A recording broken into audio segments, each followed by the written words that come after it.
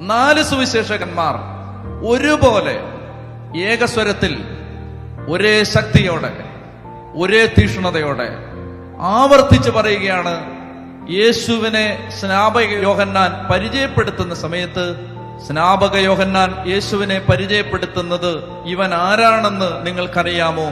ഇവനാണ് പരിശുദ്ധാത്മാവിനാലും അഗ്നിയാലും സ്നാനപ്പെടുത്തുന്നവൻ.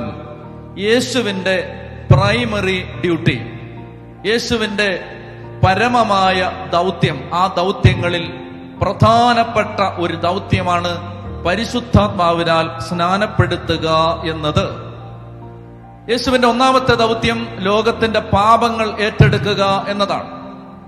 യേശുവിന്റെ രണ്ടാമത്തെ ദൗത്യം ആരുടെ പാപങ്ങളാണോ അവൻ ഏറ്റെടുത്തത് അവരുടെ മേൽ പരിശുദ്ധാത്മാവിനെ വർഷിക്കുക എന്നുള്ളതാണ്. പരിശുദ്ധാത്മാവ് ഒരു വിശുദ്ധ ന്യൂനപക്ഷത്തിന്റെ പ്രോപ്പർട്ടി അല്ല, ഇതാരുടെയും കുത്തകയല്ല.